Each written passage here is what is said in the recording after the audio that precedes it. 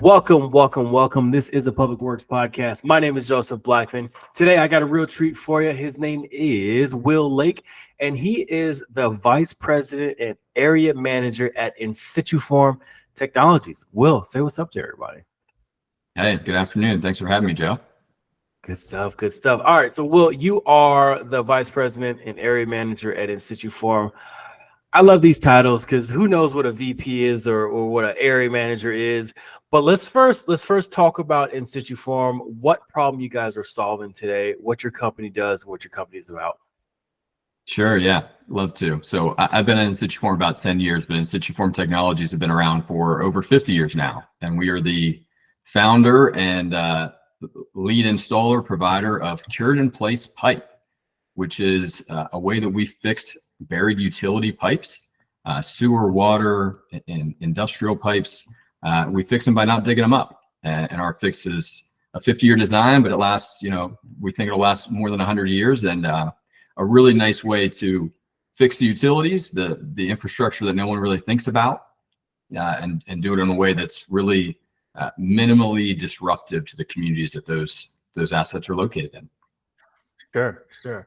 Okay, so when I think cured in place pipe, it's cool because you don't have to dig up the pipe, right? You just fix it underground. There's no like craziness going on. But I live in Arizona and everything's so brand new. And there's a couple of cured in place pipe companies out here, and they're like, dude, it's not that much going on to fix underground because of everything's so new. And you're out of Pennsylvania, correct? That's right. So I'm wondering, since these pipes have been down there since Christopher Columbus's days, is it just more of a demand because a lot of stuff underground is older?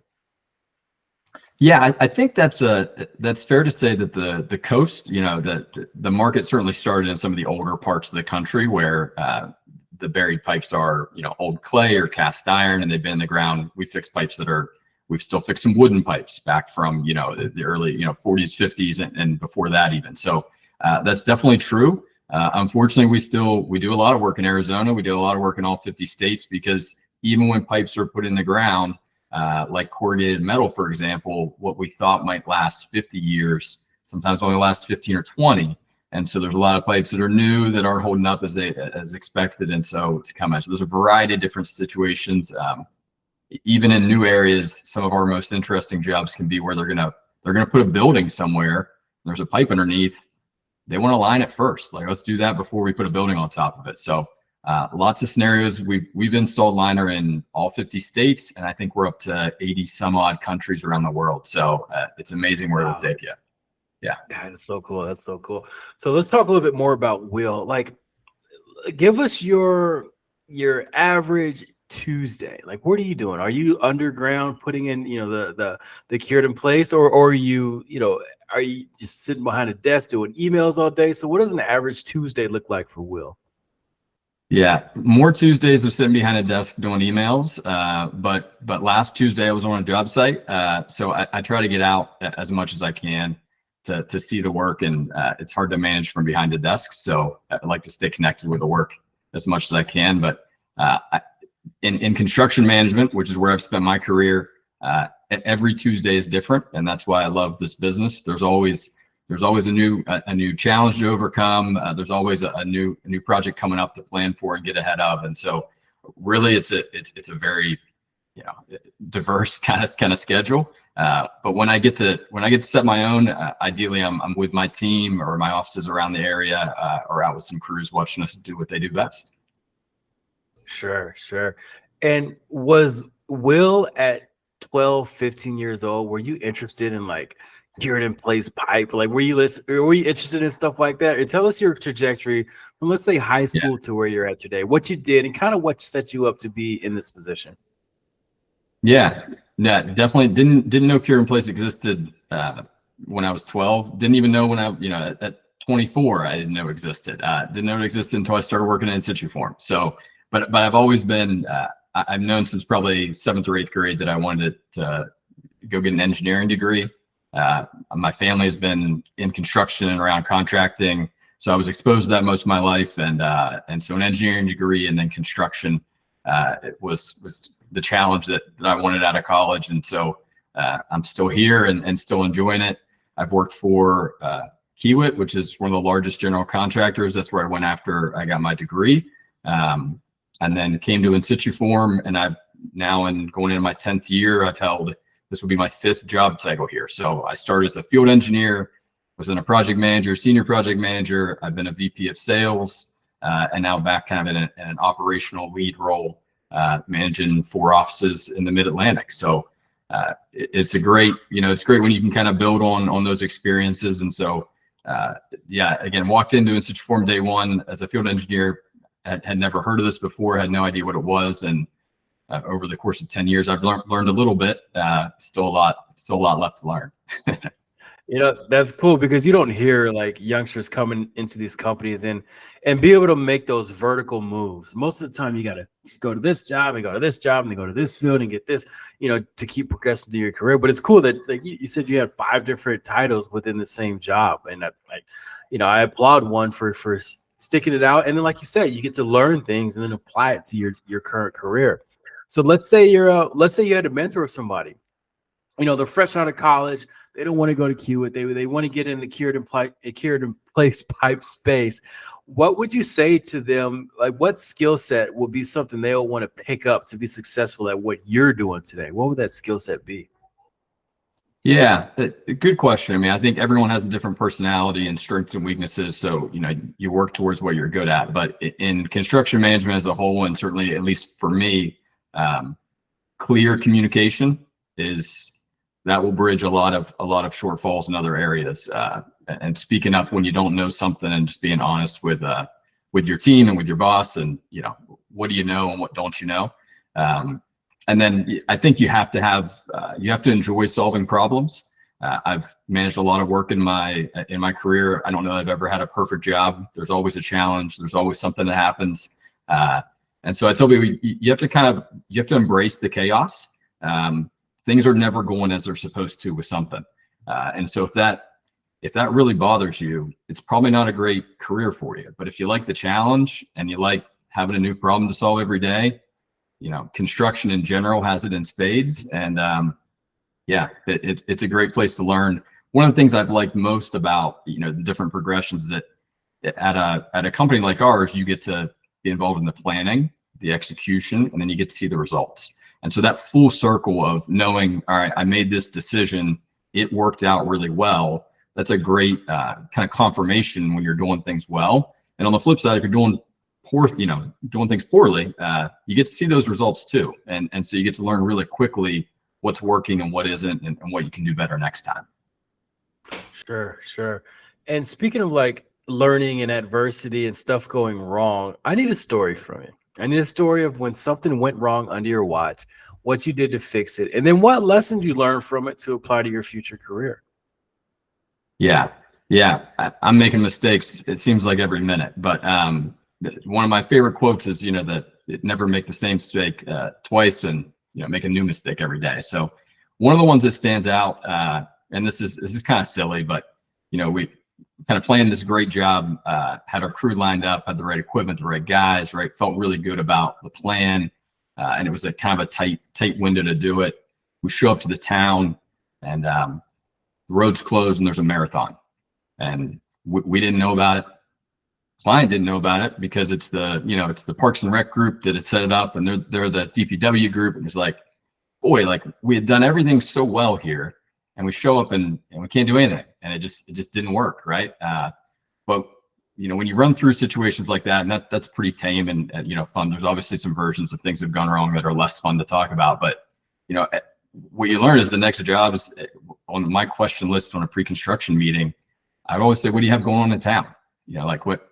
So down the road, I never got hit with a marathon again. But there's lots of events going on when you're working in a town that, you just don't think about as having the impact. And so it's one of those things that once you've lived through it once, getting ahead of it, again, it's that communication piece, just asking a dumb question.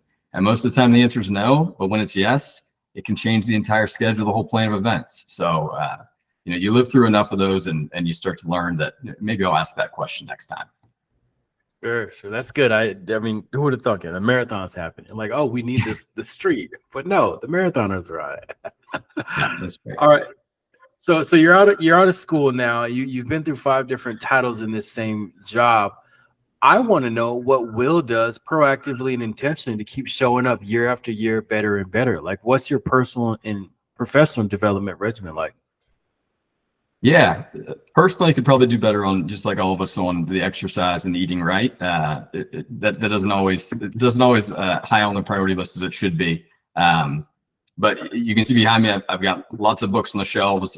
That's been for me, especially as I'm traveling around. I try to read and just get exposed to some new things. So whether that's history books on good leaders in history. I'm a big Winston Churchill fan, so just guys that inspire me and motivate me, and there's something to learn there. And then a lot of business books and some finance books, and just trying to. There's a lot of things that I feel like I don't know enough about, and that list seems to grow by the day. So just trying to soak up some new information there, and try to enjoy it while I'm at it. Some of the books are for fun, but most of it I try to read something to better myself.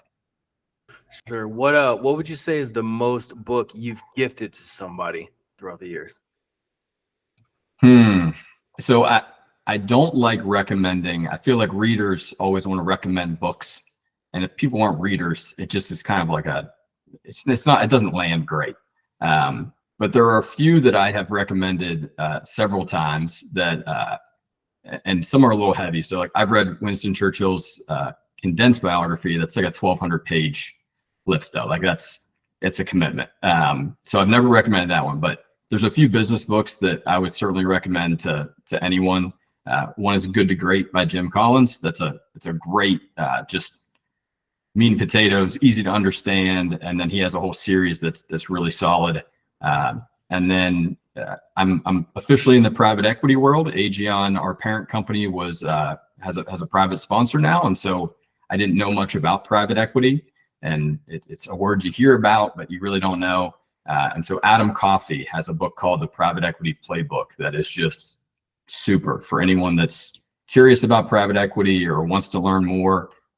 It's a real simple book, and it's pretty short, but there's a lot to read. I've gone through it 2 or 3 different times, and that's a good one for anyone that wants to know more about it. I like it. I like it. Thanks for that.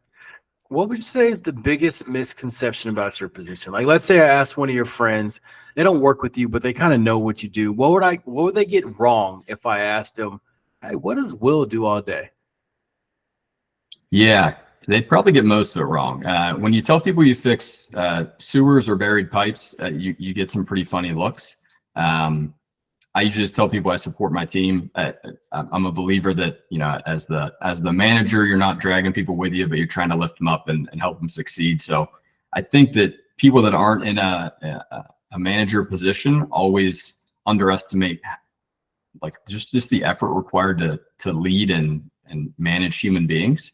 It's a lot. And there's different personalities to manage. So I think that most of my friends would underestimate the time spent just thinking about people and how to get the most out of them and what they need to succeed, and that side of things. The work is actually pretty simple compared to trying to figure out how to get the most out of maybe a new employee or a tenured employee or whatever it is. So that's a lot of effort required. Sure, sure. And then let's talk misconceptions about Insituform. When you were out doing the business development sales role, what was something that you wish people would have asked you to where you can just boom, like, on the sales side, we know, like, if somebody asks me this, or if they have this problem, I've got the solution for that. Like, what would that be for Insituform? Yeah, well, it's funny. So we've been around 50 years, and a lot of Cured in Place is done every single year. But we still run into clients that don't really know what it is or even know it exists. So there's still people that are out digging up pipes through neighborhoods, all day, every day. And so, you wish that people would just be like, hey, isn't there a better way to do this? And we could raise our hand and say, yeah, there is.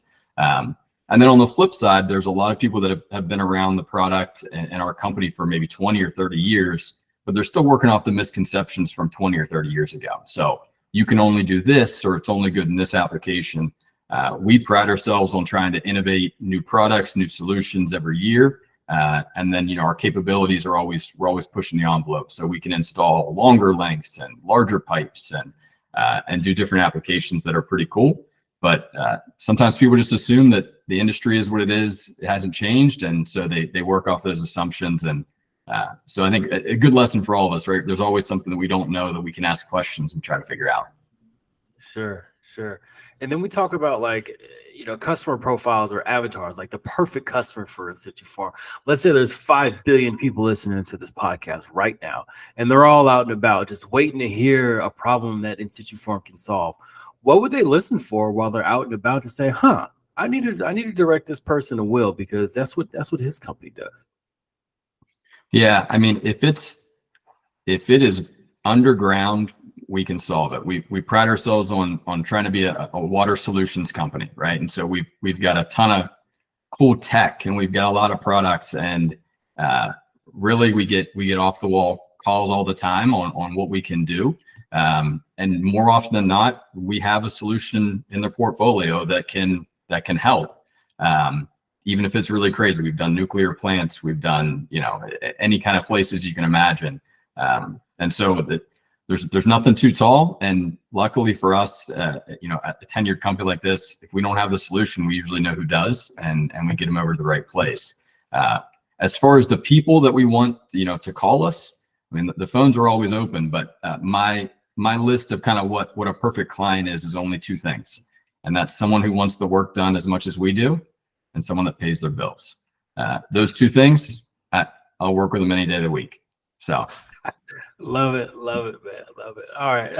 I always like to leave a space on the show for you to thank mentors that you had along your journey, and then also offer up a word of inspiration and motivation to the cured in place pipe world industry. Yeah, mentor. I've been surrounded by a lot of good people. One of the reasons that I'm in this space fixing sewers, which I had never dreamed that I would do, is because I'm doing it with some of the best humans that I've ever worked with. So my inspiration to especially young folks that are looking for that first job is focus on the people you're going to work with. That means, in my career at least, it's mattered a lot more about who's working beside me than what we're actually working on. But good mentors I've had more than my fair share. I'd call out 2 names that were my first 2 kind of managers in my career. One was Mo Perry at Kiewit. He kind of taught me the importance of building a team. He would take us skiing. We'd go out to dinner and drinks, right? We'd get the whole team together. Really, the value of kind of building those personal relationships with a team. It's always more fun when you can do that and kind of focus on stuff that's not just the day-to-day grind. And then Rick Lavoie was my first area manager. He's taught me so much, and still keep in touch with him to this day, and just a great resource. But guys that I've always found it great when you can find people that have kind of taken the path that you want to take. And more often than not, they're always willing to explain where they went wrong, what went well for them, what they would do. In my experience, if you ask, people are usually very willing to help and kind of guide you in the right direction. So ask. Sure. And then we know the cured. Sorry. I mean, for the industry stuff, I mean, we've got a great, this is a great time to be in our industry. Water is a really sexy, it's probably sexier right now than it's ever been. There's a ton of infrastructure money. Everyone's starting to realize the importance of water. And so my counterparts at other companies just need to do their job, do a good job, and the work's going to keep going. And there's a lot of problems to solve. Gotcha. Okay. All right. Let's say I'm coming to town. I'm coming to Baltimore area. I text you ahead of time. I'm like, Will, where can I go to get the best burger in town? Where are you going to send me? Yeah, well, I tell you, if you're coming to Baltimore, you don't get burgers, right? I mean, that would be silly. So you're going to fly into BWI. You're going to go north a little bit, maybe 10, 15 minutes. There's a place called Papa's Seafood, best crab cakes in the world. You're going to get a crab cake sandwich and a little cream of crab soup, and just sit back and enjoy. That's the way to go. Okay. Eat some Papa's Seafood and watch an Ohio State football game, huh? That's right. If you want to root for the best, that's what you'll do. How are they going to do this year? They're going to be undefeated. They're going to get 1 or 2 losses. What you thinking? Yeah, I always tell everybody, especially like my wife's family didn't grow up in Ohio like I did. They're not Buckeye fans, although I'm actively working to recruit them. But undefeated national champions is the expectation every year for a Buckeye. So we're disappointed a lot, but that's the only way to go. Any loss is unacceptable. So excited to see what we look like this fall. I love it, man. Shoot for the stars. All right. Well, before we get out of here, anything Insituform has coming down the pipe? Anything you guys want to promote, talk about, or anything personal that Will wants to talk about? Anything coming down? No, I mean, I think that from the company perspective, we're involved in a lot of the what we call the trenchless technology spaces. So I would encourage anyone to reach out to the NASTT or NASCO, or both good industry groups for what we have going on. I mean, our website, just like anyone else's, actually you can go to our parent company website, which is aegon.com. You can see kind of the full portfolio of companies that we have and the solutions we provide. And anyone that wants to reach out to me, I try to keep up on LinkedIn. So that's the best place to find me. Sure. That's how I found you. Well, thanks for hopping on the show. To all the listeners out there, make sure you share this with somebody who you think needs to hear it. Keep your ears out there for people who might need to get in contact with Will. Yeah. This has been the Public Works Podcast, and thank you everybody for tuning in.